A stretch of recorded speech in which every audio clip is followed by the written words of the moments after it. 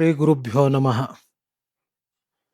ಕಳೆದ ಒಂದು 5-6 ತಿಂಗಳ ಹಿಂದೆ ನಮ್ಮ ವಿದ್ಯಾಪೀಠದ ಪರಿಸರಕ್ಕೆ ಬರತಕ್ಕಂಥ ವೃದ್ಧರು ಒಬ್ಬರು, ಅವರ ಹೆಸರು ನನಗೆ ಗೊತ್ತಿಲ್ಲ, ಆಕಸ್ಮಿಕವಾಗಿ ಸಿಕ್ಕು ಹೇಳಿದ್ರು, ನಮ್ಮ ಊರಿನಲ್ಲಿ ಒಬ್ಬರ ಮನೆಯಲ್ಲಿ ಏನೋ ಟ್ರಂಕಲ್ಲಿ ಹಳೆ ಏನೋ ಹಾಳೆಗಳಿದೆ, ಏನಾದರೂ ಉಪಯೋಗಕ್ಕೆ ಬರಬಹುದು ನೋಡಿ ಅಂತ ಅವ್ರು ಹೇಳಿದ್ರು. ನನಗೆ ತಕ್ಷಣ ಅನಿಸ್ತು ಪ್ರಾಯಶಃ ಯಾವುದಾದ್ರೂ ಹಸ್ತಪ್ರತಿಗಳು ಇರಬಹುದು ಅಂತ. ಆಯ್ತು, ಖಂಡಿತ ಹೋಗೋಣ ಅಂತ ನಾನು ಹೇಳಿದೆ.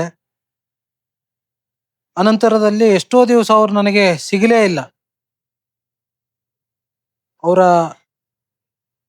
ವಿಳಾಸ ಗೊತ್ತಿಲ್ಲ ನನಗೆ, ಅವರ ಫೋನ್ ನಂಬರ್ ಗೊತ್ತಿಲ್ಲ. ದಿನನಿತ್ಯ ಅವ್ರನ್ನ ನಾನು ಕಾಯ್ತಾ ಇದ್ದೆ, ಇವತ್ತೇನಾದ್ರೂ ಬರಬಹುದಾ ಅಂತ. ಸುಮಾರು 2 ತಿಂಗಳ ನಂತರ ಮತ್ತೆ ಆಕಸ್ಮಿಕವಾಗಿ ಒಂದ್ಸಲ ಸಿಕ್ಕರು. ಇಲ್ಲ, ಖಂಡಿತ ನಾಳೆ ದಿವಸ ಅಲ್ಲಿಗೆ ಹೋಗೋಣ, ನಾನು ಹೇಳಿದ್ದೇನೆ ಅಂತಂದ್ರು.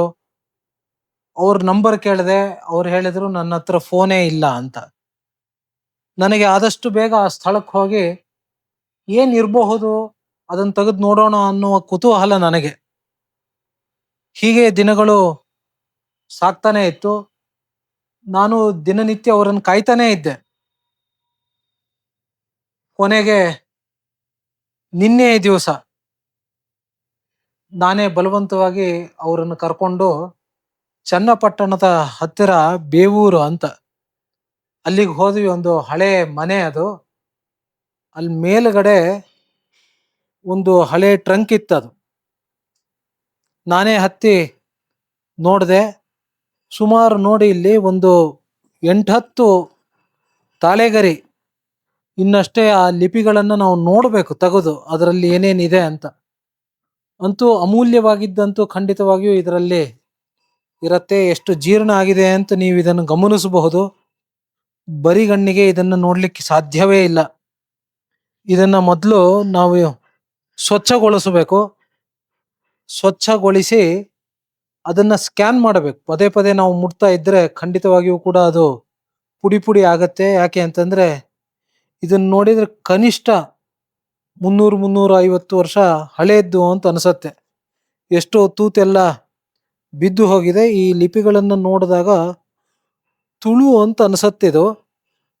ಒಂದು ಸ್ವಲ್ಪ ಸ್ಕ್ಯಾನ್ ಮಾಡಿ ಅದನ್ನ ಝೂಮ್ ಮಾಡಿ ನೋಡಿದಾಗಲಷ್ಟೇ ನಮಗೆ ಗೊತ್ತಾಗತ್ತೆ ಏನಿರಬಹುದು ಅಂತ. ಆದ್ರೆ ಬಹಳ ಅಚ್ಚುಕಟ್ಟಾಗಿ ಇದರಲ್ಲಿ ಬರೆದಿದ್ದಾರೆ. ನಮಗಂತೂ ಸಂಶೋಧನಾ ಮಂದಿರಕ್ಕೆ ಒಂದು ದೊಡ್ಡ ನಿಧಿ ಸಿಕ್ಕಾಗಿದೆ. ನೋಡಿ, ಇದೆಲ್ಲ ಎಷ್ಟು ಹಳೆಯದ್ದಾಗಿರಬಹುದು. ಇದು ಈ ಥರದ ಅನೇಕ ಪುಸ್ತಕಗಳಿದೆ. ಇದು ನೋಡಿ, ಇದು ಎಷ್ಟು ದೊಡ್ಡದಾಗಿದೆ ಇದು. ಇದನ್ನ ಮುಟ್ಟೋದೇ ಬಹಳ ಕಷ್ಟ ಇದು. ಇದನ್ನ ಮೊದಲು ನಾವು ಸ್ವಚ್ಛಗೊಳಿಸಬೇಕು. ನಿಧಾನಕ್ಕೆ ಅದನ್ನ ತೆಗೆದು ಅದರ ಧೂಳನ್ನ ತೆಗಿಬೇಕು. ಅದರ ನಂತರ ಒಂದು ಸ್ವಲ್ಪ ಆಯಿಲ್, ಇದಕ್ಕಾಗಿ ಇರತಕ್ಕಂತಹ ಒಂದು ಕೆಮಿಕಲ್ನನ್ನ ಇದಕ್ಕೆ ನಾವು ಸವರಿ ಅದನ್ನ ಸುರಕ್ಷಿತ ಮಾಡಬೇಕು. ಅದರ ನಂತರ ನಾವು ಸ್ಕ್ಯಾನ್ ಮಾಡಬೇಕು. ಹೀಗೆ ಬಹಳ ದೊಡ್ಡದಾಗಿರ್ತಕ್ಕಂಥದ್ದಿದು. ಬರಿಗಣ್ಣಿಗೆ ಓದ್ಲಿಕ್ಕೆ ಬಹಳ ಕಷ್ಟ ಇದು. ಮುಟ್ಟಿದ್ರೇನೆ ಪುಡಿ ಆಗ್ತಕ್ಕಂತಹ ಒಂದು ಅವಸ್ಥೆಯಲ್ಲಿದು ಇದೆ. ಆದರೆ ಖಂಡಿತವಾಗಿಯೂ ಅಮೂಲ್ಯವಾಗಿರತಕ್ಕಂತಹ ಗ್ರಂಥ ಅಂತ ಅನ್ಸತ್ತೆ. ಯಾವ ಲಿಪಿ, ಆ ಲಿಪಿ ತಜ್ಞರನ್ನ ಕರೆದುಕೊಂಡು ಬಂದು ಓದಿಸ್ಬೇಕಾಗತ್ತೆ. ಇಲ್ಲಿ ನೋಡಿ, ಹೀಗಿದೆ ಇದು. ಒಂದೊಂದು ಇವತ್ತಿನ ಕಾಲದಲ್ಲಿ ಈ ಥರ ನೋಡ್ಲಿಕ್ಕೆ ಸಿಗಲ್ಲ. ಒಂಚೂರು ಹೆಚ್ಚು ಕಮ್ಮಿ ಆದರೂ ಕೂಡ ಖಂಡಿತವಾಗಿಯೂ ಇದು ಪುಡಿ ಆಗಿ ಹೋಗಿ ಬಿಡತ್ತಿದು. ಇಷ್ಟಿಷ್ಟು ಉದ್ದ ಇದೆ ನೋಡಿ, ಸುಮಾರು ಒಂದು 2 ಅಡಿ ಮೇಲಿದೆ ಇದು. ಇದರಲ್ಲಿ ಒಂದೊಂದರಲ್ಲೂ ಕೂಡ 4, 12 ಲೈನ್ಗಳಿದೆ ಇದು. ಹಾಗಾಗಿ ಇದೆಲ್ಲ ನಮ್ಮ ಭಾರತದ ಆಸ್ತಿಗಳಿದು. ಇತ್ತೀಚಿನ ದಿನಗಳಲ್ಲಿ ನಮ್ಮ ಪ್ರಧಾನಿ ಮೋದಿಯವರು ಕೂಡ ನಮ್ಮ ಮ್ಯಾನುಸ್ಕ್ರಿಪ್ಟ್ಗಳ ಸಂರಕ್ಷಣೆಗೆ ವಿಶೇಷವಾದಂತಹ ಕಾಳಜಿಯನ್ನು ತೋರಿಸಿ ದೊಡ್ಡ ನಿಧಿಯನ್ನ ತೆಗೆದಿಟ್ಟಿದ್ದಾರೆ. ಇದರ ರಕ್ಷಣೆ ನಮ್ಮ ಭಾರತೀಯರ ಎಲ್ಲರ ಕರ್ತವ್ಯವಾಗಿದೆ.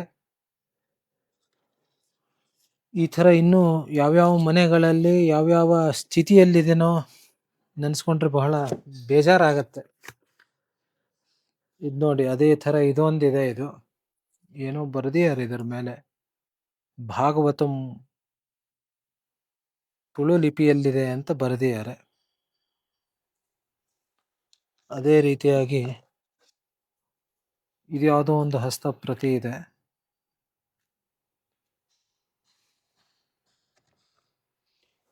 ಇಲ್ಲಿ ನೋಡಿ ಎಲ್ಲೋ ಒಂದಿಷ್ಟೆಲ್ಲ ಪ್ರತ್ಯೇಕವಾಗಿ ಈ ಸ್ಥಿತಿಯಲ್ಲಿ ಬಿದ್ದಿವೆ. ಇದು ಅಪರ ಪ್ರಯೋಗ ಅಂತ. ಇದು ಒಂದಿಷ್ಟು ಹಾಳೆಗಳಿವೆ, ಇಲ್ಲಿ ಪತ್ರಗಳಿವೆ.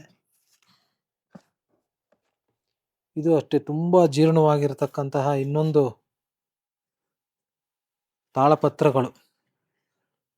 ಇದ್ರ ಮೇಲೆ ಗ್ರೀನ್ ಇಂಕಿನಿಂದ ಮಾರ್ಕು ಕೂಡ ಮಾಡಿದ್ದಾರೆ.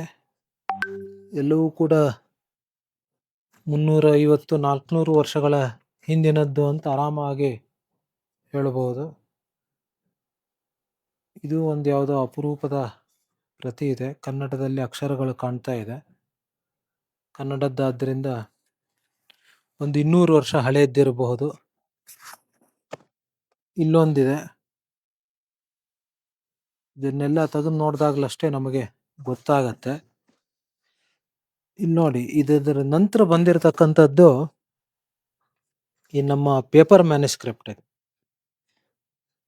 ಯಾವ ಗೆರೆಗಳು ಕೂಡ ಇಲ್ಲದೆ ಎಷ್ಟು ಅಚ್ಚುಕಟ್ಟಾಗಿ ಬರೆದಿದ್ದಾರೆ ನೋಡಿ. ಅಲ್ಲಲ್ಲೇ ಒಂದು ಸ್ವಲ್ಪ ನೀರು ತಾಕಿ ಒಂದು ಸ್ವಲ್ಪ ಕಲೆಗಳಾಗಿದೆ. ಅಂತೂ ಓದ್ಲಿಕ್ಕೆ ಯಾವುದೇ ರೀತಿಯಾದ ತೊಂದರೆ ಇಲ್ಲ. ಇದೊಂದಿದೆ ಇಲ್ಲಿ. ಸುಮಾರು ನೋಡಿ ಒಂದು 22 ಲೈನ್ಗಳನ್ನ ಇಲ್ಲಿ ಒಂದೊಂದು ಪತ್ರದಲ್ಲಿ ಬರೆದಿದ್ದಾರೆ. ಇಲ್ಲೊಂದು ನಮಗೆ ಸಿಕ್ಕಿದೆ. ತುಂಬಾ ನೀರೆಲ್ಲ ತಾಕಿ ತುಂಬಾ ಕಲೆ ಆಗಿದೆ, ಅಲ್ಲಲ್ಲೇ ಹರಿದಿದೆ.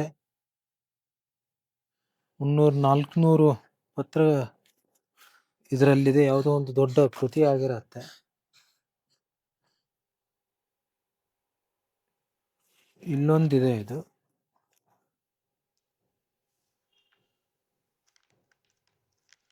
ನೋಡೋಣ. ಇದನ್ನ ಎಲ್ಲ ನಾವು ಸ್ಕ್ಯಾನ್ ಮಾಡಿ ಝೂಮ್ ಮಾಡಿ ಅದನ್ನ ಟೈಪ್ ಮಾಡಿ ಪ್ರಕಟಣೆಯನ್ನು ಮಾಡ್ತೇವೆ. ಎಲ್ಲ ಆಸ್ತಿಕ ಬಂಧುಗಳಲ್ಲಿ ವಿನಂತಿ, ನಿಮ್ಮ ಮನೆಗಳಲ್ಲಿ ಅಥವಾ ನಿಮ್ಮ ಪರಿಚಿತರ ಮನೆಗಳಲ್ಲಿ ಅಪರೂಪದ ಹಸ್ತಪ್ರತಿಗಳು ಇರ್ತವೆ. ಅದರ ಮಹತ್ವ ತಿಳಿದೆ ಅದನ್ನು ಬಿಸಾಡ್ತಕ್ಕಂತಹ ಪ್ರಮೇಯ ಇರತ್ತೆ. ಇದೇನು ಓದ್ಲಿಕ್ಕೆ ಸಾಧ್ಯವೇ ಇಲ್ಲ, ಪ್ರಯೋಜನ ಇಲ್ಲ ಅಂತ. ಖಂಡಿತ ಹಾಗೆ ಮಾಡಬೇಡಿ. ಒಂದು ಫೋನ್ ಮಾಡಿ ನೀವು ತಿಳಿಸಿ. ನಾವೇ ನಮ್ಮ ಸ್ವಂತ ಖರ್ಚಿನಲ್ಲಿ ಬಂದು ಈ ಹಸ್ತಪ್ರತಿಗಳನ್ನು ನಾವು ತೆಗೆದುಕೊಂಡು ಹೋಗ್ತೇವೆ. ಇದು ನಮ್ಮ ಭಾರತದ ಅಮೂಲ್ಯ ಆಸ್ತಿಗಳು. ಸಂಶೋಧನಾ ಬಗ್ಗೆ ಹೆಚ್ಚಿನ ವಿವರವನ್ನು ತಿಳ್ಕೊಳ್ಳಿಕ್ಕೋಸ್ಕರ ನಿಮ್ಮ ಕುತೂಹಲ ಇದ್ದರೆ ಖಂಡಿತ ಪೂರ್ಣಪ್ರಜ್ಞೆ ಸಂಶೋಧನಾ ಮಂದಿರಕ್ಕೆ ಬನ್ನಿ. ಬೆಂಗಳೂರು ನಗರದ ಹೃದಯ ಭಾಗದಲ್ಲಿ ನಮ್ಮ ಸಂಸ್ಥೆ ಇದೆ. ಕಳೆದ 30 ವರ್ಷಗಳಲ್ಲಿ ಅನೇಕ ತಾಳಪತ್ರಗಳ ಸಂಶೋಧನೆಯನ್ನು ಮಾಡಿ ಅನೇಕ ಪುಸ್ತಕಗಳ ಮುದ್ರಣವನ್ನು ನಾವು ಮಾಡಿದ್ದೇವೆ. ನಿಮ್ಮೆಲ್ಲರ ಸಹಕಾರ ನಮಗೆ ಇರಲಿ. ಶ್ರೀಕೃಷ್ಣಾರ್ಪಣಮಸ್ತು.